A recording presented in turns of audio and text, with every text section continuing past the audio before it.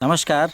जंगलों में हमने विभिन्न औषधीय वनस्पतियों के पाए जाने की बात तो सुनी होगी, लेकिन शायद ही हमने इसे अप्रत्यक्ष अपनी आंखों से देखा हो। हम में से बहुत से लोगों को जंगलों में जाने का मौका न मिला हो, लेकिन हम आपका परिचय जंगलों में मिलने वाली औषधीय वनस्पतियों से कराते आए हैं। और इसी क्रम में एक ऐसी औषधीय वनस्पति से हम आपका परिचय कराने जा रहे हैं जो वृक्ष पर लता की भांति फैलती है, जिसे अनंत मूल या सारिवा के नाम से जाना जाता है। अंग्रेजी में इंडियन सारसापारिला के नाम से और लैटिन में हेमेडस्मस इंडिकस के नाम से जाने जाने वाली यह वनस्पति एस्केलेपेडिएसी कुल की है। और आप इसे यदि देखें तो यह वनस्पति इस प्रकार से वृक्ष के ऊपर एक लता की भांति फैलती है। और ये वृक्षाश्रित फैलने वाली लता है जो मूलतया जंगलों में पाई जाती है, जिसे सारिवा के नाम से जानते हैं। सारिवा दो प्रकार की होती है, एक श्वेत सारिवा और दूसरी कृष्ण सारिवा के नाम से जानी जाती है। यह अर्क कुल की वनस्पति है और इसकी पत्तियां यदि गौर से देखा जाए तो इसकी पत्तियां जामुन की पत्तियों के सदृश होती है। और इसकी शाखाओं को देखा जाए तो इसकी शाखाएं गोल, चिकनी और एक मृदु रोमों से लगी हुई, इसमें हल्के छोटे छोटे रोए होते हैं और पत्तियां अनुलंब रूप में धारियों से युक्त होती हैं। और इसके फलों को यदि देखा जाए तो इसके फल इस प्रकार से विशेष प्रकार के आकार लिए हुए होते हैं और इसके अंदर इसके बीज है वो पाए जाते हैं। गुण, सबसे बड़ा गुण अर्क कुल की वनस्पति होने के कारण यदि इसके फलों को भी तोड़ा जाए तो इसमें से अर्क निकलता है, और यदि पत्तियों को भी तोड़ा जाए तो पत्तियों में से भी ये अर्क निकलता है, जो इसके औषधीय गुणों के लिए जाना जाता है। यदि आप नेत्र रोगों से परेशान हो तो आप घबराएं नहीं, इसकी पत्तियों को यूं तोड़ लें और इसके अंदर से निकलने वाले अर्क को शहद के साथ मिलाकर यदि आपने इसे अंजन के रूप में आँखों में लगाया तो यह नेत्र रोगों के लिए और नेत्रों में जो फूला रोग होता है उसके लिए यह विशेष रूप से काम आने वाली औषधि है, जिसका सदियों से प्रयोग किया जाता रहा है। यदि आप बालों की समस्या से या केस की संबंधित किसी भी समस्या से पीड़ित हों तो अनंत मूल सारिवा इसकी जड़ आपके लिए एक अत्यंत ही उपयोगी औषधि हो सकती है। आप इसके मूल के चूर्ण को 2-2 ग्राम की मात्रा में दिन में 3 बार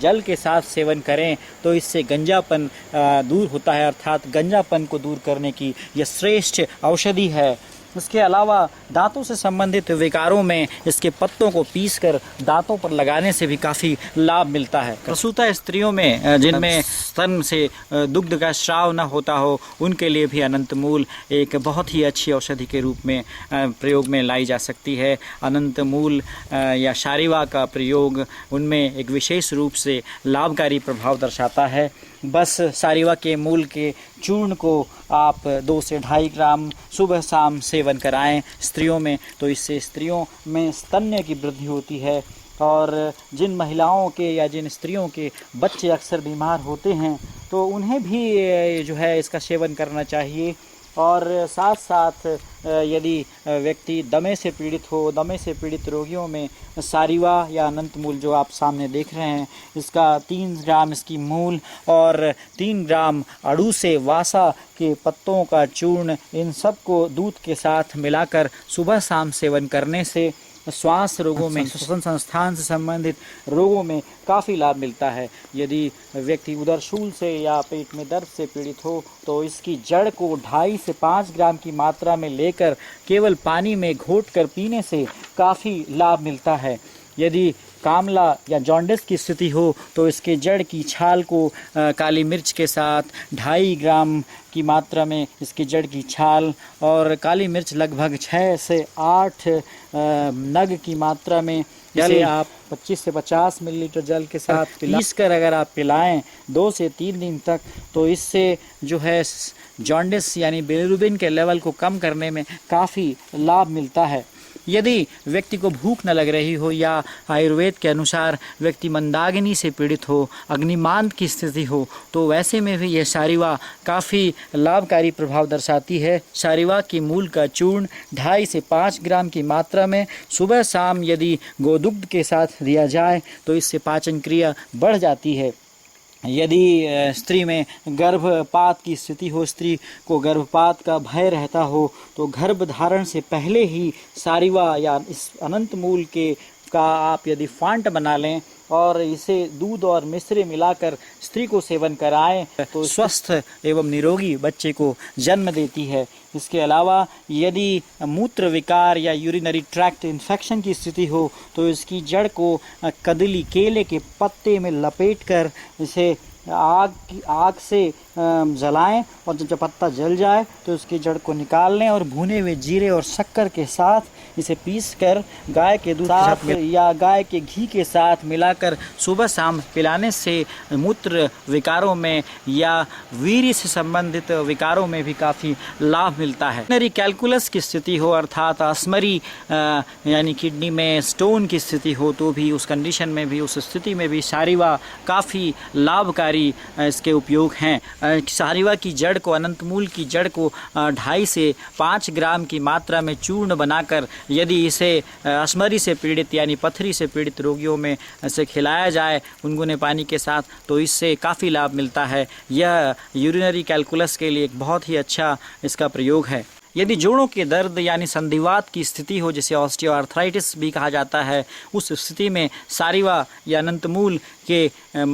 का चूर्ण यानी इसकी जड़ का चूर्ण यदि 2.5 से 5 ग्राम की मात्रा में शहद के साथ दिन में 3 बार यदि रोगी को पिलाया जाए तो संधिवात में काफ़ी लाभ मिलता है। रक्त जनित किसी भी प्रकार के विकार में इस अनंत मूल को 20 ग्राम की मात्रा में यवक कूट कर इसे 1 लीटर जल में पकाएं और अष्टम अंश जब शेष रहे, 8वां भाग जब शेष रहे तो छान कर इसे उचित मात्रा में इसके साथ यदि मिश्री मिलाकर इसे आप पिलाएं तो इससे कंडू रोग यानी रक्त विकार, स्किन डिसऑर्डर्स में काफ़ी लाभ मिलता है। इसकी जड़ को 250 से 500 ग्राम की मात्रा में यव कूट कर और इसे खौलते हुए उबलते हुए 500 मिलीलीटर आधा लीटर पानी में यदि भिगो दें और इसको लगभग 1.5 से 2 घंटे तक उबलने दें और इसे बाद में छान लें और इसे यदि 25 से 50 ग्राम की मात्रा में दिन में 3 से 4 बार पिलाएं तो इससे भी रोगियों में रक्त जनित विकारों में काफ़ी लाभ मिलता है। अनंतमूल के चूर्ण, सफ़ेद जीरा और दोनों को 1-1 चम्मच की मात्रा में मिलाकर यदि इसके काढ़े को यदि पिलाया जाए तो इससे भी रक्त शुद्ध हो जाता है अर्थात अनंतमूल का विशेष रूप से रक्त शोधक प्रभाव देखा जाता है। यानी फोड़े में, फुंसी में, गंडमाला में और उपदंश संबंधित रोगों में भी इसका प्रयोग, इसके काढ़े का प्रयोग 25 से 50 मिलीलीटर की मात्रा में खाली पेट 2 से 3 बार पिलाने से काफ़ी लाभ मिलता है। यदि व्यक्ति दाह से पीड़ित हो अर्थात जलन की स्थिति उत्पन्न हो रही हो तो उसमें भी अनंत मूल का प्रयोग काफ़ी लाभदायक प्रभाव दर्शाता है। यदि पुराना से पुराना बुखार जो ठीक ना हो रहा हो तो अनंत मूल, खस, सौंठ, कुटकी, नागर मोथा इन सब को बराबर मात्रा में ले लें और इसे अष्टमांश यानी क्वाथ सिद्ध कर यदि इसे खाली पेट पिलाया जाए तो इससे ज्वर में काफ़ी लाभ मिलता है। विषम ज्वर यानी जिसमें ज्वर एक निश्चित अंतराल पर बार बार आता है, ऐसे ज्वर की स्थिति में इसकी जड़ की छाल को 2.5 से 2.5 ग्राम चूर्ण बनाकर इसमें थोड़ा सा चूना और कत्था लगे हुए पान के बीड़े के अंदर इसे रखकर खिलाया जाए रोगी को तो विषम ज्वर में काफ़ी लाभ मिलता है। यदि जलन की स्थिति हो तो इसके मूल को के चूर्ण को घी में भूनकर इसमें 250 से 500 मिलीग्राम से लेकर 1 ग्राम तक अगर आप चूर्ण में थोड़ा सा शक्कर मिलाकर कुछ दिन तक इसका सेवन कराया जाए, टाइफाइड ठीक हो जाने के बाद व्यक्ति में जो परेशानियां होती हैं उनमें भी इसमें काफ़ी लाभ मिलता है और इससे हम वायरल या बैक्टीरियल इन्फेक्शंस के बाद हमें उबरने में या हमारी इम्यूनिटी को बरकरार रखने में यह काफ़ी मददगार सिद्ध होता है। कहा है सारिवा युगलम स्वादु स्निग्धम शुक्रकरम गुरु अग्निमांदम रुचि श्वास कासम विषनाशनम यह इसके गुणों को बताने के लिए काफ़ी है। इस प्रकार हम यह देखते हैं कि इस प्रकार यह जंगलों में पाए जाने वाली ये लता के रूप में मिलने वाली शारीवा अपने आप में कई सारे औषधीय गुणों को लेकर हमारे लिए हमें रोगों से उपचार तो देती है, साथ साथ आयुर्वेदिक चिकित्सक भी इसका शारीवाद्यासव के रूप में और शारीवादी वटी के रूप में और बहुत सारे योगों में इसका प्रयोग करते हैं। शारीवा का काढ़ा, शारीवा का आसव, शारीवाद्यासव के नाम से हमने जाना होगा, जिसका प्रयोग अग्निमांद में, रुधिर के शोधन में और विभिन्न योगों में इसका प्रयोग किया जाता है। तो हम पुनः आपके समक्ष किसी नई औषधीय वनस्पति के साथ फिर हाजिर होंगे। तब तक के लिए धन्यवाद।